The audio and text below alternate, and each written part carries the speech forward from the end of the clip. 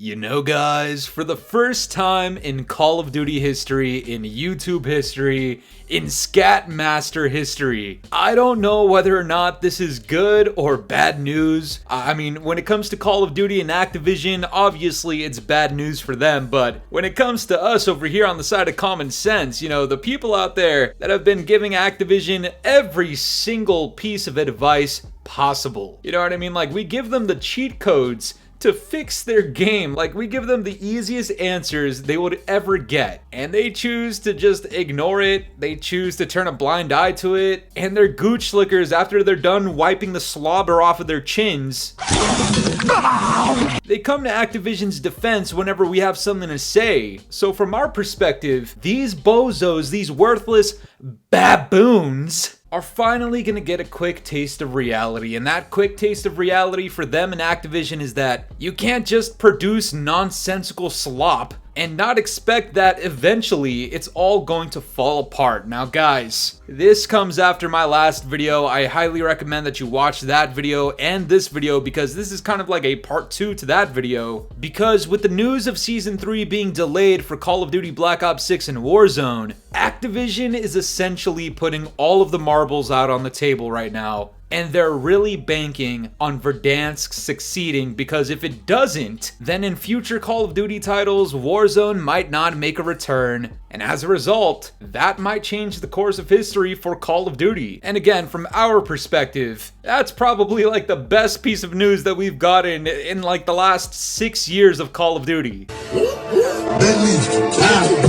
But before I go any further, I'm gonna need you to do me a favor. I'm gonna need you to leave a like on today's video and use that as an opportunity to slap the pubes out of the gooch slicker's teeth. And while you're at it, why don't you go ahead and subscribe? You know what to do down in the comments below. Hashtag Fooly50. We're on the way right now, but guys, this is breaking news from Doug Dimmadome Warzone again. Fuck you, Doug! Breaking. There may not be a Warzone 3 if Verdansk fails to retain current and returning players. According to a new report from the Ghost of Hope, Warzone could actually die.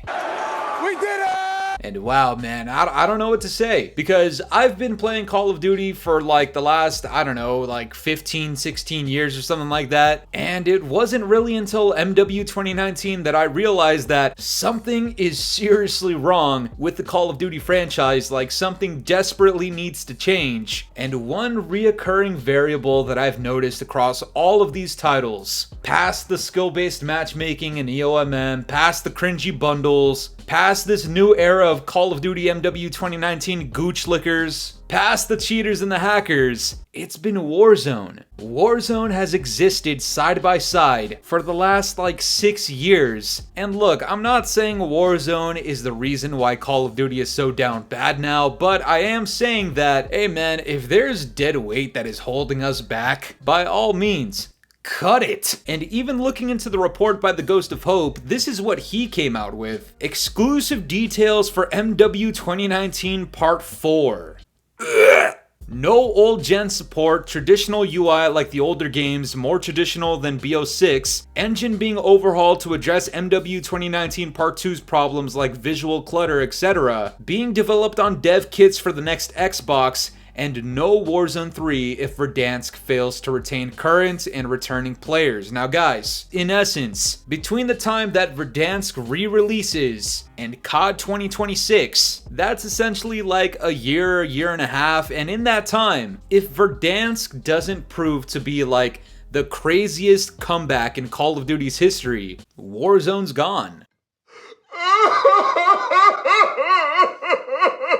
And you want to know something that's really crazy about this? You know, since the launch of Black Ops 6, and specifically since the start of 2025 when I started going crazy with the uploads, I've been seeing so many people coping and just gooch licking in the comments section talking about Call of Duty's not dead. Oh my god, you're just hating for views. Black Ops 6 is doing totally good. Call of Duty's the best it's ever been.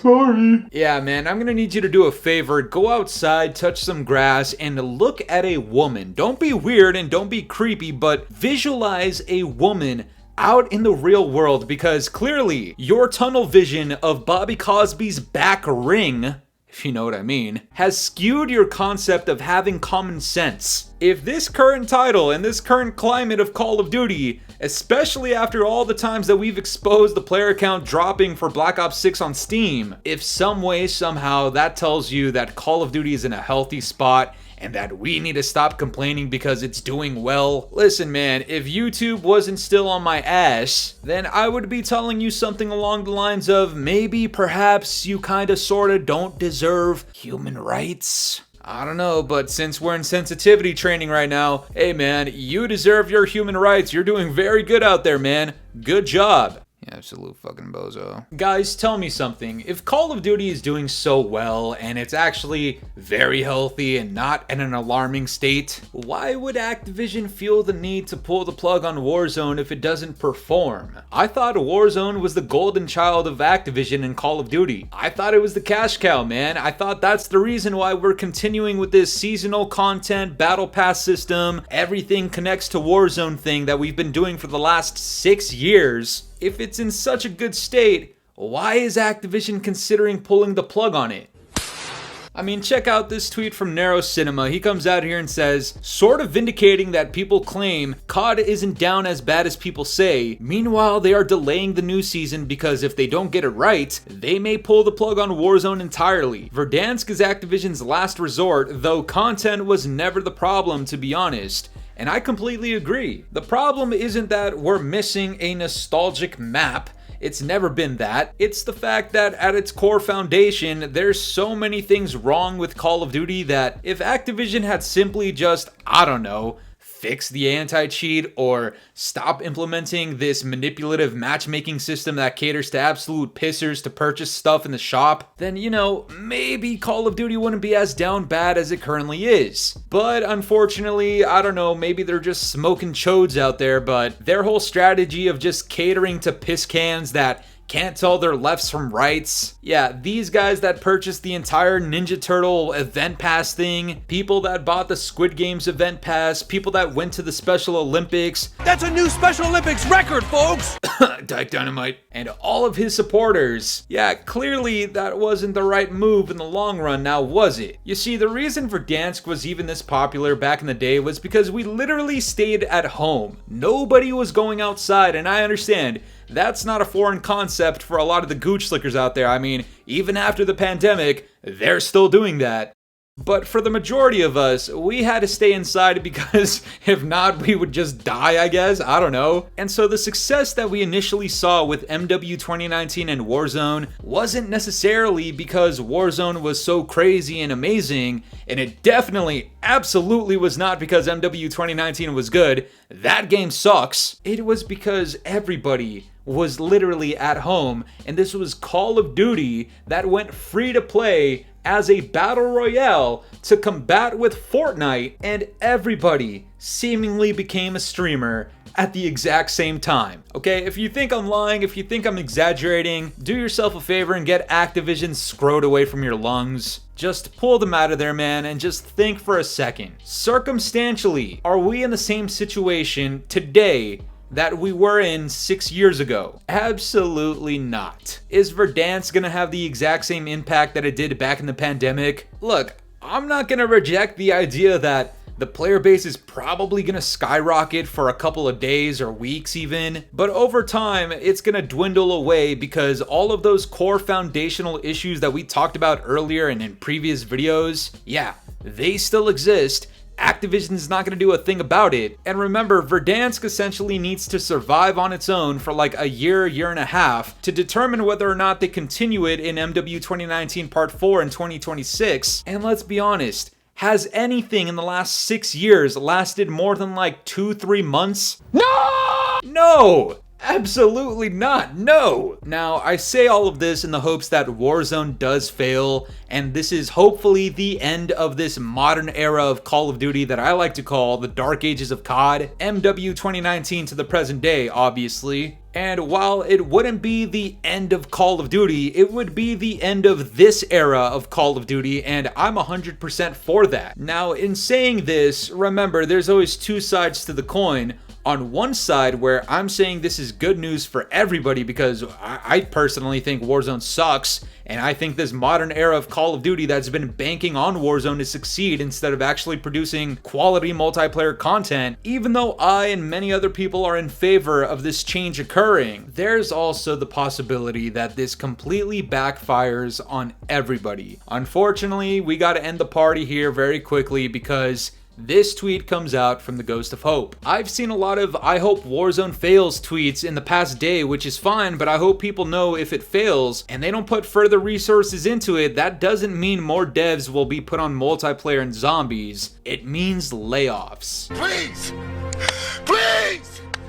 No! Now, obviously, I don't really want these people to lose their jobs. I'm not saying they deserve them, but they already landed them somehow, so I guess they kind of have to stick with it. But it would suck for these people to completely lose their jobs. What I would prefer, and if I were directly consulting Activision right now, I would tell them, yeah, cut Warzone and everybody that was working on Warzone, transfer them over to the people that work with multiplayer and zombies and special ops or DMZ in the future, or campaign even, or have them work on the post-launch content of these Call of Duty games. I mean, Sledgehammer Games has literally proven to us that, yeah, the launch of their games suck absolute ball sacks, but their post-launch support is actually pretty good. And if we can get people at Raven to kind of follow suit with that, have Treyarch put out the next Call of Duty and have Raven put out the post-launch support for it with actual updates, meaningful updates, working on the servers, have some people transfer over to RICOCHET and help fix up the anti-cheat. I mean, hey guys, I'm providing a pretty decent solution out here. That's actually not a terrible idea in my opinion. But if Activision goes the route of, oh yeah,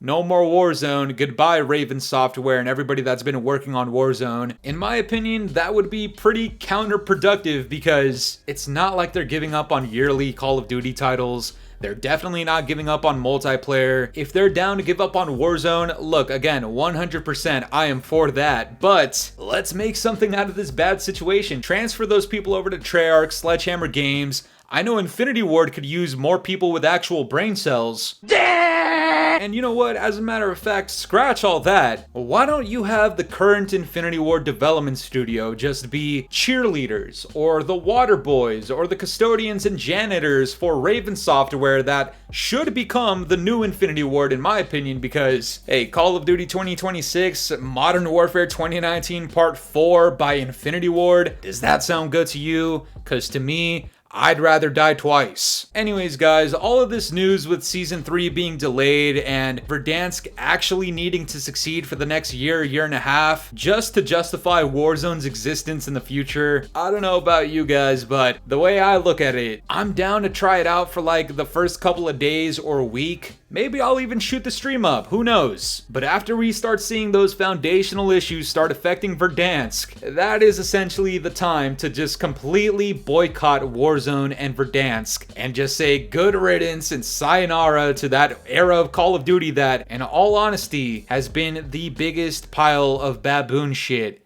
that Call of Duty and Activision have concocted ever. But that's gonna do it for me today, guys. I'm curious to know what you guys think about all this. What are your thoughts on Warzone potentially being canceled going forward? And do you think Verdansk is going to succeed? Let me know down in the comments below. And if you enjoyed today's video, make sure to leave a like, subscribe if you're new, hit the bell notifications to stay up to date with my newest videos. And yeah, guys, it's been the boy Fooly. Have yourselves a good one. I'm out of here. Peace.